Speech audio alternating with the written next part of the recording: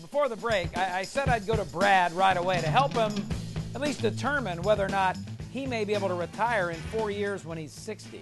At least that's what I have on the screen. You're 56. Hey, Brad, how you doing? Doing good, Ray. How are you guys? We're all doing fantabulous. So is this the case? You want to retire in 4 years, buddy? Well, I want to try to, and if not, maybe just do something part-time. You know, right. Been doing the 12-hour-a-day thing for a lot of years, and I'm getting tired of that. All righty. Well, according to my screen, you've amassed about $350,000. Is that right? That's right. Okay, and your house is paid for, so that's a good thing. So let's pretend for a second, Brad, that you're retired today. How much money do you need to spend each and every month? About $4,000. Okay, so we need, call it $50,000 a year to spend. By the time we pay taxes, it's probably closer to $55,000. We'll call it $55,000 is what we need. Now, you've got $350,000. How much are you going to add to that each year for the next 4 years? Well, I put away, I've got a SEP account, and so I put away $20,000 into that every year, and then we're able to save probably a couple thousand more per month beyond that. All right, so one of the things I'm going to recommend is that do you have any employees in your business?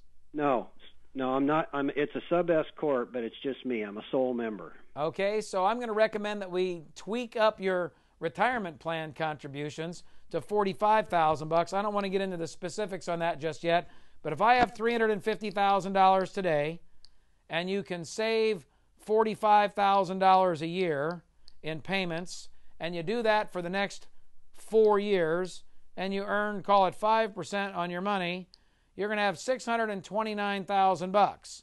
So we'll call it $630,000, $630,000. How much are you expecting from yours, and if you're married, your wife's Social Security when you're 62? Well, I looked it up, and I actually get at 62, I get about $1,700, and she gets about $850, and she's 2 years younger than I am. All right, so $1,700, call it $20,000 a year. So what we really need is we need $55,000 beginning in 4 years, and then we drop it down to about $30,000 or so after that. So let's do the math on that. If I wanted $30,000 a year for life in payments, and we'll use your wife's money as her Social Security money as your inflation hedge. So if I wanted $30,000 a year for life, and she's 2 years younger than you, let's plug in 40 years just to be optimistic on life expectancy, and we'll plug in a 2% net rate of return after inflation to be as pessimistic as possible. It takes about $837,000 to do that. You're going to have about $630,000. So if it were me, I would probably postpone it a couple of years, because here's what happens. If you do some part-time work, for example, and you postpone taking your social, that means you're going to get 7 or 8% more every year that you wait, and you're going to get a cost of living adjustment and all of that. You're close, but not quite there if your wife lives until she's 100.